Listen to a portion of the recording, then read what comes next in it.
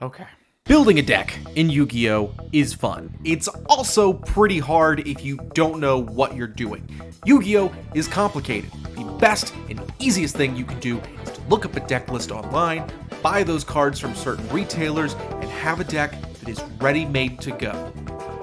But what if we made it even harder? We're going to build our deck solely by using Konami sealed product, that's starter decks, booster packs, and trading with other duelists. This should waste plenty of both time and money, but make our deck unique to us and hopefully make us a little bit better at the game while we're doing it.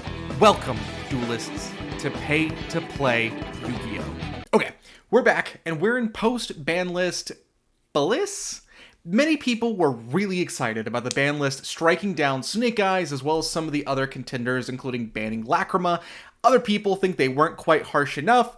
I just kind of think that they ruined my deck. With the Snake Eyes cards currently left available, our deck is clunky, sacky, and just not really usable. We have an equal chance to draw Birch and Oak that we do Snake Eyes Ash, and any of those two cards are effectively dead weight unless we have Ash in our hand. We also don't have a copy of Poplar, which also is at 1, which might be helpful, but I don't even know at this point. Instead, we have to go to the dark side. But first, here are this week's packs that we get to open. We opened them before the ban list was announced, so a couple weeks ago. You'll see. One thing I want to mention is that we did get a Watt cancel because we did spend $30. This is a lost art card, so that's definitely going to be something to use as trade bait. I don't think it's worth anything because I don't know anyone playing Watt monsters, but I mean, hey, we'll take it. So let's go ahead and open up. We have 8 packs of Infinite Forbidden. That's a decent enough chance to get a secret rare. So let's hope we get something good. The only real targets we have in here are like just stuff for trade bait. It would be sick to get like a Fiendsmith something. Sick to get the multi-charmy card. That would be hype. And then anything obviously that is QCR.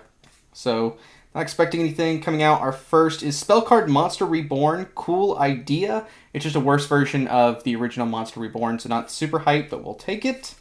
Mansion, Valmonica Creation, Kochibo's Hinamatsuri, and Vesper Gearsu to clear it off. DPH Gindamore, I don't think we can do anything with because it is a cyber support. I am looking into some of the Synchro stuff because I am filming this before the ban list drop. Sneeze real quick. Dipsy Fiend kicking us off. Fiendsmith's Sanct. We have Mementotalin Shleepy. Cosmo Queen, the Queen of Prayers. And Mimighoul Maker. No idea how Mimighoul is doing in terms of competition. I haven't bumped into it just yet.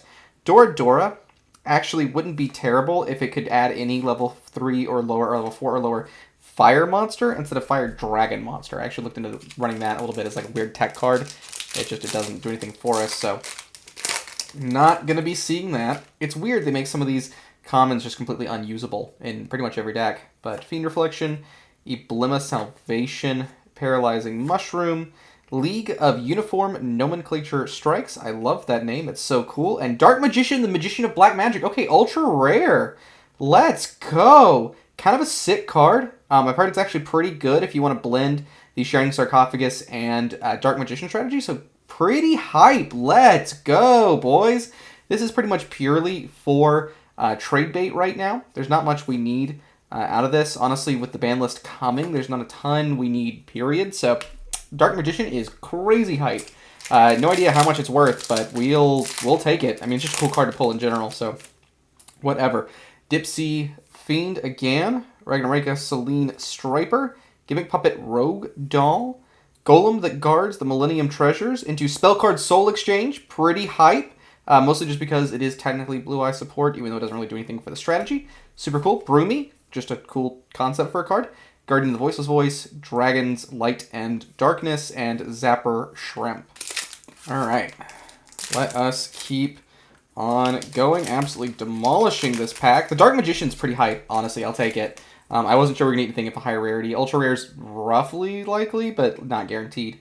Service Puppet Play, Madolce Dessert, Cosmo Queen, Fiendsmith's Lacrima, which was a pretty decent card for the strategy. And Exod, Fires of Rage, also good for the strategy, not great for the trade bait, Trap Gatherer, Valimna, and Valmonica. So coming up, we've not gotten a duplicate holo, which is cool. We might be able to trade for some low rarity stuff with this, just if someone's got something. So that's kind of hype. We shall see. Gimmick Puppet, Cattle Scream, Rushia of the White Forest, Aerial Eater. Whoop, skip to the next card, but I do see that it is a Synchro Secret Rare, Fiend Reflection, and Diabelle, Queen of the White Forest. Hype! Hype. Don't know how much it's worth, but definitely is something we can trade, so we'll take that in a heartbeat. I don't know how valuable this is for the strategy, just in terms of how useful it is, but that is sick. So, Secret Rare and Ultra Rare in the same pack pull. Hate that I ruined kind of the reveal, but, I mean, that's pretty awesome.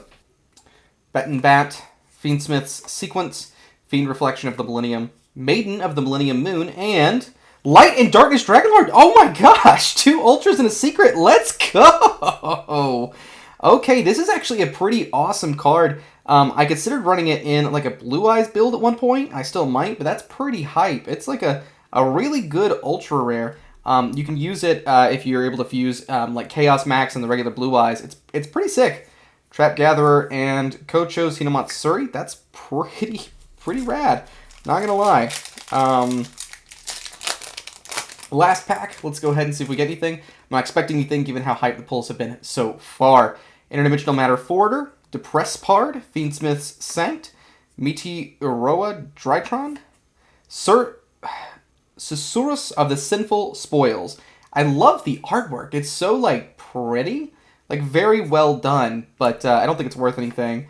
Madolche, Mini Meowcarons, Drytron, New 2, and Necroquip to finish out. I kind of hate opening packs a little bit like this, just a small rant, where there's nothing I really need. I'm just looking for trade bait. It's not my favorite way to do it, but it's what we have to do right now. Really, the only thing we could use is the Mulchermy card, at least for our deck build, because I don't think Fiendsmith Snake Eyes is going to last. Yeah, nothing great, but nothing awful either, and there was some trade bait there that we can kind of get into.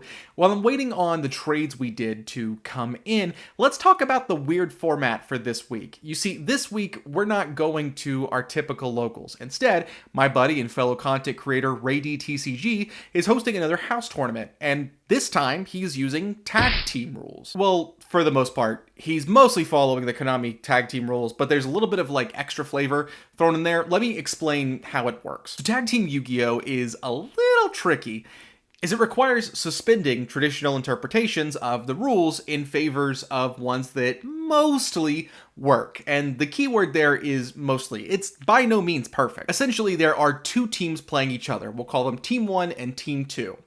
Each team is comprised of an A duelist and a B duelist. So you'll have Team 1A and 1B and Team 2A and 2B. Each duelist at the table has a separate pool of 8,000 life points. They have separate hands, they have separate graveyards, and they have separate banishment piles. The turn order is going to go like this. You'll have duelist 1A, then duelist 2A, then duelist 1B, and then duelist 2B. The battle phase can only occur after everyone has had their first turn. So, if Duelist 1A is the one that starts it off, Duelist 1A's second turn will be the first time there will be a battle phase. During the battle phase, you can attack whoever you want to on the opposite team. So, if Duelist 1A is attacking, he can attack either Duelist 2A or 2B, regardless of what 2A and 2B have on their board. Okay, in terms of rules that are substantially different, I think pretty much you've got it. Biggest thing, it's a Ray tournament, so he always likes to have Pot of Greed legal at his tournament. I think it's at 1. Only one person ever uses this card, so it's not a huge deal, but just keep that in mind that no one cheated. This is the rules. Okay, so now that we've gone through that, let's go ahead and take a look at what has come in the mail, finally. Mail day. All right, we did another trade on YuGiOh Marketplace for our copy of Elzet, a copy of Pearly Yeep, and a copy of Dark Beckoning Beast. And we got a really good haul for us. So without further ado, let's go ahead and dump these. I have opened these to check and make sure we got at least most of everything. I haven't checked for every single card, but we'll see.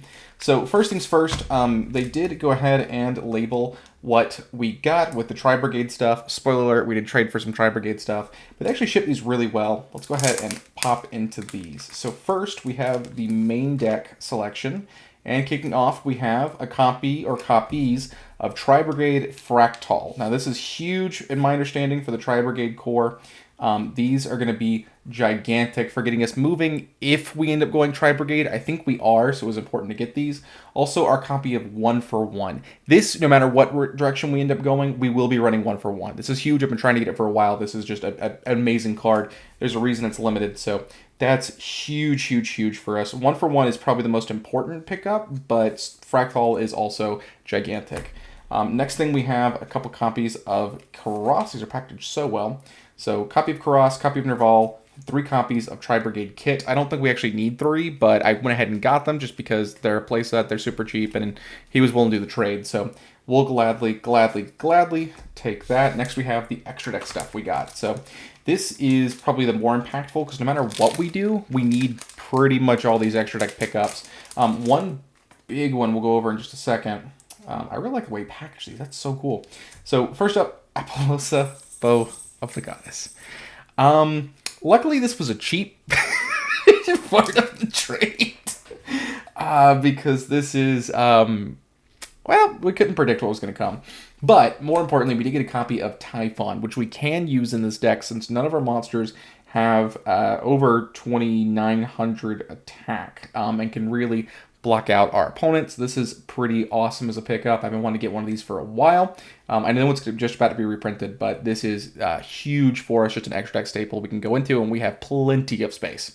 So that's great, especially more space now that Prosperity isn't one. We'll get that in a little bit. Oh, it's so good. All right, last but not least, let's go ahead and take a look. We have a copy of Ferjit, the Barren Blossom. That is going to be big no matter what. We have another copy of Ferjit and a copy of Bucephalus 2. All those are going to be big. Bucephalus 2, we can honestly probably bump up to 2 if we can get another copy. That's perfectly fine. Ferjit is pretty good as a utility piece. Unfortunately, we did kind of go in for one that, well, we'll never be able to use. That's fine. Typhon is, of course, huge no matter what the build is. We can kind of put Bucephalus also in that role no matter what. And of course, our Tri-brigade core and a copy of 1-for-1. So huge, huge, huge upgrades to the deck. It's going to be a completely new deck profile. Let's go ahead and check it out. Yeah, we're doing it. We're building Fire King Tri-brigade, or I've seen it online called Fire Brigade. I am not happy to do this, but here's the current build as well as our main combo lines. So let's talk about the current build of the deck. For our main deck, we're running 2 different engines, obviously pushed together, Fire King and Tri-brigade. Here is the Tri-brigade package, or sorry, Fire King package. I'm already misspeaking. We've got 3 copies of Fire King Ponix. We have 3 copies of Kieran, best card in the deck. We have 2 copies of Garunix, 2 copies of Ravada, and 1 copy of Barong. For our main deck monsters, we're running 3 copies of Tri-brigade Sanctuary. We're running 2 copies of Fire King Island, 1 copy of Skyburn, and 2 copies of Circle of the Fire Kings. We're up a second copy of Arvada. That's because this deck isn't quite as consistent as the Snake Eyes version of it, and Arvada is a free monster negate that we can really use. So for now, he's definitely going to be at 2 instead of 1. If this deck becomes infinitely more consistent, we'll probably bump him down. For the Tri-brigade portion of the deck, we have 3 copies of Tri-brigade Fractal. We have 2 copies of Tri-brigade Karas. We have 2 copies of Tri-brigade Kit, 1 copy of Tri-brigade Nerval, and 1 copy of Tri-brigade Revolt, sorry. Ugh. So, very small package in general. Fractal is our really best starter from hand because he's a free discard to grave where we can dump him, dump Kit, dump Nerval, add Karas, and we're off to the races. Karas is an okay enough starter. Kit is a really good target for something like Sacred Fire King Garunix to destroy from deck. And Revolt is an amazing card if we have better targets for it. Right now, it's really just a way for us to dodge things like, I don't know, Imperm or anything. It doesn't come in handy all that much, but it's decent enough, so we'll use it. And finally, we have our generics. So we do have one copy of Called by the Grave, one copy of Original Sinful Spoils Snake Eye, still really useful in starting off our Fire King line, one copy of One for One for the same reason, two copies of Triple Tactics Talent. It would be at 3, but we only have the 2. 3 copies of Droll and Lockbird, 3 copies of Ash Blossom, and 3 copies of Infinite Impermanence. This is my current favorite trap in the whole game. It's my favorite hand trap in the game. So running an 11-ish hand trap build, all in all pretty good, and kind of counting Talent as a hand trap. I don't know if it technically counts, but ultimately this is a pretty decent interactive piece of our deck. We've got the best hand traps in the game, and these two and Ash. Our copy of Called By is mandatory because if we can stop something like Droll, that would be huge for us. But all in all, very happy with this current lineup. All right, for our extra deck, we have one copy of Tri-brigade Bearbrum. We have 2 copies of Tri-brigade Fergit, the Baron Blossom. 1 copy of Bucephalus 2. I did not realize this, but we actually cannot summon it. That's super fun. 1 copy of SP Little Knight. This is an amazing card. 1 copy of Hida, the Fire Charmer Ablaze. 1 copy of Promethean Princess, Bestower of Flames. 1 copy of Deco Talker Heatsoul, Crusadia Avramax, and Amblewail. We still have never found an excuse to go into Avramax, but it's becoming much more tenable now, so it's not as bad anymore. And it's a decent combo or counter to a couple different things in the meta, so we are running it still. Selene, Queen of Master Magicians, still an option for us. IP Masquerena, obviously just a great generic piece. We have 2 copies of Garunix Eternity, Hyang of the Fire Kings, and we now have a copy of Super Star Slayer Typhon Sky Crisis. So huge card for us. All in all, it's a decent enough extra deck. Obviously, we've lost some of our accessibility. We can still climb through Hida into Promethean, into Amblewail if we want to. So our Fire King stuff is still live. The Tri-brigade package is interesting. It's not perfect yet, but it will be fun. I kind of like it. Ultimately, I'm pretty satisfied with the current build. Test hand number 1. We're going to go 1, 2, 3, 4, 5. With this hand, this is kind of cracked for Fire Kings specifically. It is going to be our standard Fire King line. We're going to normal summon Ponix. Ponix effect is going to let us go through our deck and search out a copy of Sanctuary. We're going to play Sanctuary, activate Sanctuary. We're going to search out Fire King Island. With that, we will destroy our copy, or we will activate Fire King Island, destroying Ponix. Now we currently have Garunix in our hand. We don't necessarily need to search it out. It's not the worst idea to do that anyways, however, to get a second copy. However, this time we're going to get a second copy of Kirin in our hand, because Kirin is the best card in the Fire King strategy. Garunix's effect is going to activate. He's going to summon himself. We will then activate Garunix's effect to destroy a copy of Barong. Barong will let us search here in a minute. We are going to go ahead and from here, we could pass turn. We could extend a little more if we wanted to. Because one thing we could do is activate the copy of Kirin, destroying a second copy of Kirin in our hand to summon itself. We could then use the effect of Kirin Engraved to actually summon Arvada from our hand. So now we have a monster negate on board to go ahead and go into. We've also got, when that gets destroyed or gets popped or anything, it'll bring out a copy of Kirin. We can obviously go into our copy of Sacred Fire King Garunix on their turn. It's a pretty standard combo line from here. If we really wanted to go further, I mean, we could do a little bit more.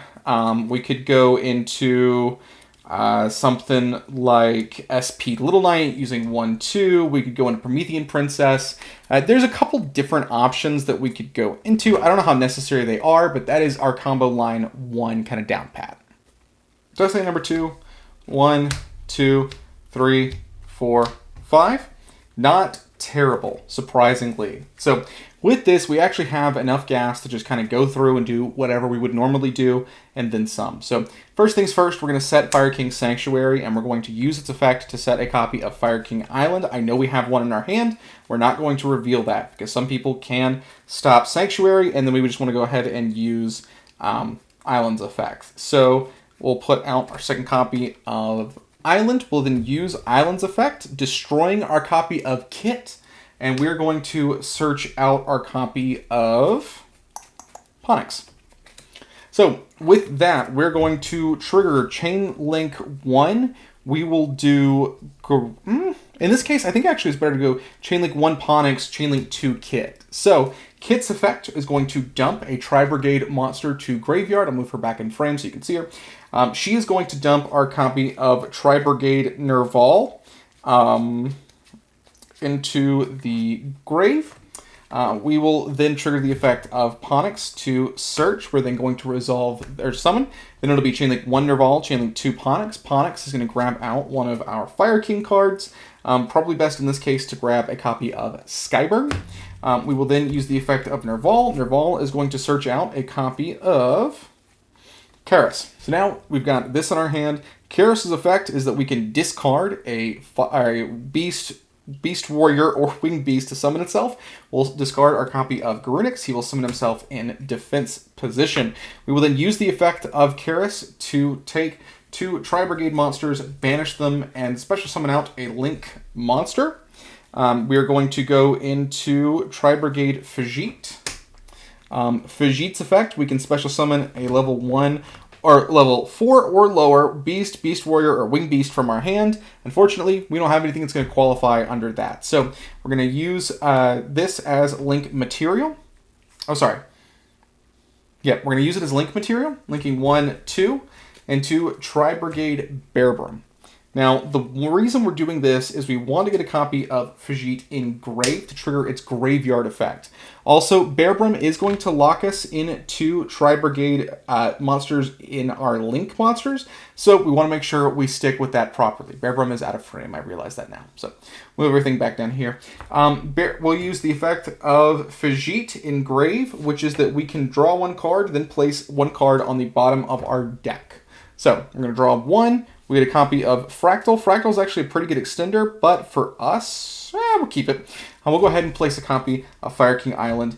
We do want to get just a little bit further in our turn. We're going to activate the effect of Kirin destroying our copy of Ponix to summon itself. This will trigger the effect of Garunix Engrave to summon itself as well. So we'll bring Garunix back out here. Excuse me, Garunix's effect will go off. And he's going to destroy a copy of Barong like usual. From here, we're actually going to link summon once again. We are going to link into 1, 2.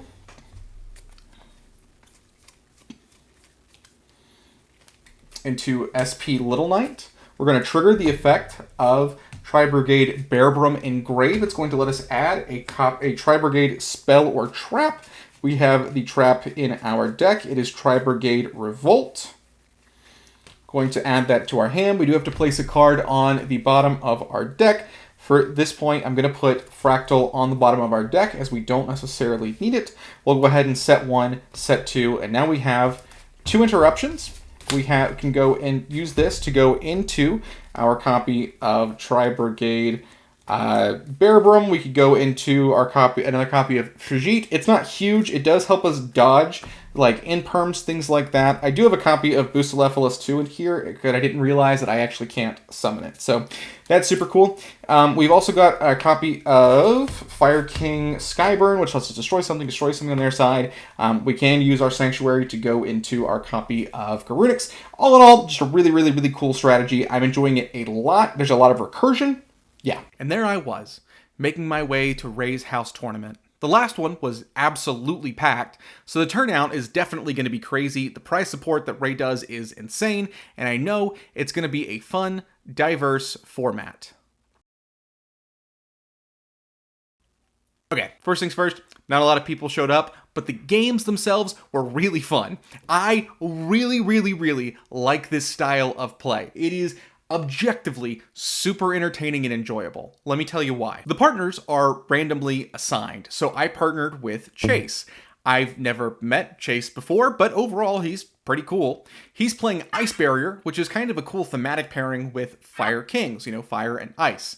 Our team name really probably should have played off that, but instead we were Team Max, because he had a Mack Truck logo on his hat and I was in a time crunch. Game 1, we were playing against a team without a name, so I'm going to call them Team That Beat Us. Team that beat us were playing Mimighoul and a Whitewoods Ice Barrier Centurion build. And one player was a lot less enthusiastic than the other. Apparently, one of their players did not realize this was a doubles tournament and thought it was a traditional style. But the games went really well. We scooped up the first game win thanks to a little bit of comboing off from me and the fact that we got very lucky and ended up accidentally finding ourselves inside the dominant strategy in these duels. What I mean by that is that the absolute best place you can duel if you've got a heavy combo hand is player 2B. And here's why. Every single game I played, the 1A and 2A duelists were incapable of establishing a board very early on. The reason being is that you're not contending with one person having hand traps, you're now contending with two. And people that don't know or aren't very familiar with this format or don't know your specific deck like to spam out hand traps. So you have to keep in mind, you're not going to get your plays. You're not playing through 1 to 2 interruptions in that turn. You're playing against 3, 4, 5 interruptions, stopping your comboing off in general. So the first two don't get a ton of options.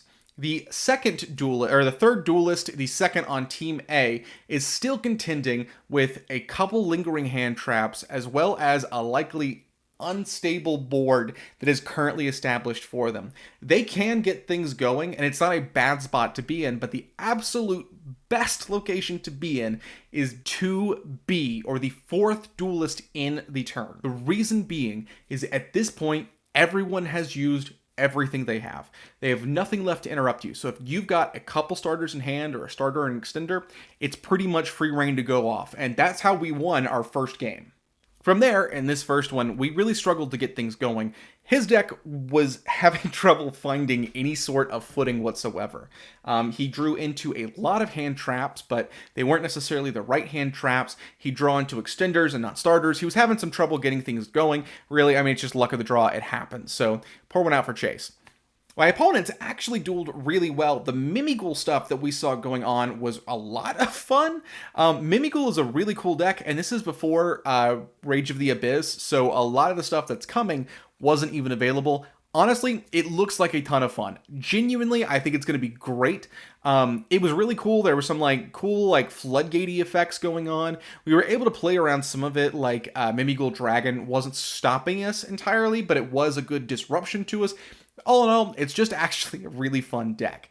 The Whitewood Centurion stuff was definitely like the powerhouse of their deck, so you kind of had like a mild floodgate and then just an absolute heater engine coming in at us, and that's ultimately what took us down for games 2 and 3. But overall, they were fun. I think they would have been a lot more fun if everyone was as enthusiastic and enjoyed them, but it was still a good time. And speaking of time, these duels take a lot of it. Our first duel, we got a couple of different extensions because of ruling questions and issues we were facing going into the game. There are just some weird things that don't quite work the way you think they would when you've got 4 players instead of 2. It's the nature of it. So we constantly had to call Ray over to explain things for us. He would give us more time. So our first round was an hour and a half. Also, this started at 8, so first round was over about 9:30. Then our second round was a bye because there are only 3 teams, so we had the round off. That's another hour. So now we are picking back up at 10:30 for the final game of the night. That's going to be at least an hour. Everyone is tired. Poor Chase, I'd thrown back a couple drinks, so he was definitely feeling it by this point.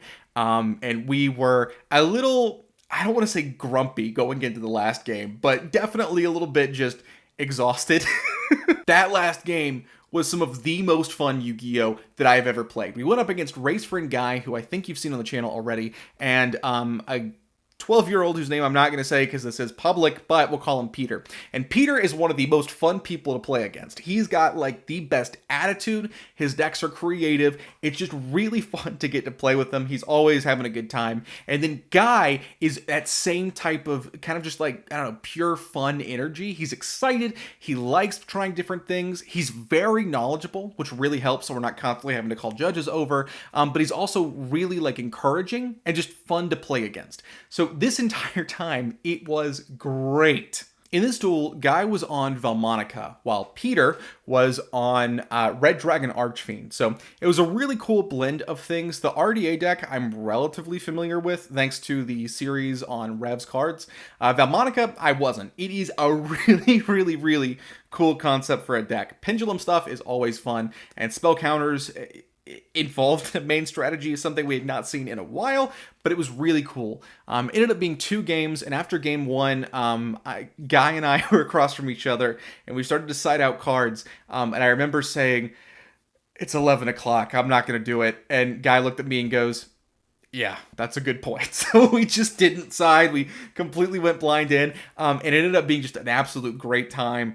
Poor Chase could not get into anything he wanted to. He just kept drawing like the wrong starters and like the wrong mix of hand traps for what we were going up against. It was rough. I know in one game I just apparently forgot how Dimension Shifter worked, so I mean that's just the problem. But ultimately we ended out pretty well. We ended with a 1-1-0 record. We won one, we lost one. Guy and Peter ended up with 1 draw, 1 loss, and then a team that beat us ended up with 2 wins. So we did come in second place. It didn't really matter. For the prize support, Ray had bought 6 of the Megatins, so everybody got a Megatin, including me, and we're about to go open that. This is what we won from the house tournament. I do apologize if I'm a little bit down right now. I'm sounding down like that. This tournament ended after midnight, and I am tired. But let's go ahead and open up. So there's not a ton in the tins we want for the series. Obviously, Thrust would be huge. A second copy of SP could be big. One big thing that would be really, really cool for me is obviously the Blue Eyes. YuBell QCR, I think, also trades for a little bit, so that could be good. The QCRs really are mostly trade bait. Blue Eyes we will keep. Not even for the series, just I really like it. So I'm a big Blue Eyes guy. The tins themselves aren't great, but the artwork, man, this is a really cool look. Like, this just looks really good. The embossed monsters on the sides, I also really like. I like that there's a texture to them. It's really cool. I know Dueling Heroes did this before, but I don't know. I really like it. So let's go ahead and open on up. Let's see what we got. So 3 packs, as you know. I really wish these were smaller because there is just so much wasted space with these, and most people open up several, and it just ends up taking up a lot of, I don't know, space in a trash can. I don't love that. All right. Pack numero uno. The only good cards really in here are in the Secret Rare slot. QCR obviously has some good stuff, but we'll see. So, first pack, we have Chaos Beast, Card Scanner, Hydrolander Orbit, Tenchi Kaime, Pearly Happy Memory for our first Ultra. I believe the next one is our Prismatic Secret, which is Gigantic Champion Sargos. There was a time where I thought about running like a Spriggans build in the Tri-brigade. We'll see. Our first QCR is a fusion monster. It is Guilty Gearfried, the Magical Steel Knight. It is so pretty. I have literally no idea what this is used for, but it is really cool looking. So like that a lot. We'll set it to the side. Time to Stand Up and Kaori Gaetsu. One of the best cards for the Makanko strategy is really cool. I also would love some of the upgraded rarity Makanko stuff for a side deck. We'll set Sargos to the side. I think when he first released, Sargos was, relatively expensive. It was fine, but we'll keep going. If we ever get some of the Spriggan stuff, we might be able to incorporate Sargos. I mean, he's level 8. I don't think there's a ton we can do.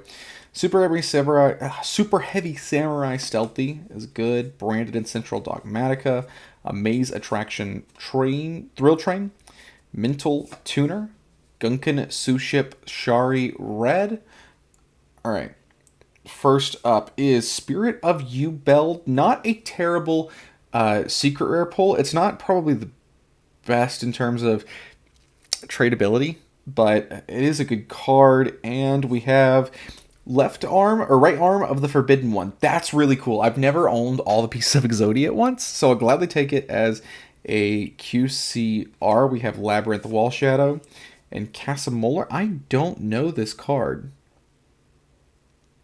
I don't don't think I've ever seen this card before. What did it... Is this... It's not new. It was printed something. I really have no idea. Couple of aces, fun cards, Circle of the Fairies. I also don't remember that one. I must have not opened a certain set because these do. I don't know them. New World Stars. I know that one at least a little bit. Okay, cool. Yeah, some of those throw me for a loop. The Exodia card I'll take gladly. It might not be traded for much, but it's cool to have in the collection, and I might get all the pieces of Exodia. All right, finally, Click and Echo, Core of Chaos, Reincarnation of the Seventh Emperors, Tally Ho Spriggans. Another cool Spriggans reprint. Maybe we could do something with that. Angelica's Angelic Ring. Great equip spell. Actually, it's used a lot with like Makonko stuff. If you play that, I never implemented it, but or something. All right, our secret is Unchained Soul Lord of Yama. Not great. It was good for a minute when Unchained was still playable, but not great. And a fusion, Chimera Tech Fortress Dragon. From what I know, this is like a really, really, really cool card for the Cyber Dragon archetype. So I'll take it. I mean, it's a good pull, I guess. Asset Mountus and Pearl Lily. Yeah. Sharp Sarga, Jurassic Power, Sword Soul Punishment, Doomstar Ulka, Click and Echo. Yeah. So ultimately, these were our pulls. The QCRs are cool. They're very pretty. I like that a lot. And the secrets are mostly nothing. Okay, so ultimately, I do have to say, I kind of like Tri-brigade. I didn't think I would. It's currently not optimized. We can't actually do that much with it, but the playstyle is really fun. I like how complementary it is with our Fire King stuff. I really do enjoy it. Moving forward, I want to build out the Tri-brigade stuff. I don't know of anything else specifically we need for that other than Shireg and like some of the kind of interesting cards that Tri-brigade can cheat out. There's like a 6 Emperors or something card that works really well where you can quick effect return something to the hand. It's really good. But also, there's direct support for Fire Kings coming in Rage of the Abyss. Not only is there Volcanics, but there's also this Fires Over Atlantis card that's really good support for it. Ultimately, it is just a way for us to improve our deck in a very direct fashion for the first time. Since we started the series, there's not been a single direct Fire King support, so we'll definitely take that. Those are going to be heavy hits. Still don't know what rarity everything is going to be in, but I'm very excited. So make sure to stay tuned. Thank you so much for watching, and like we always say here on the channel, I hope to see you around sometime.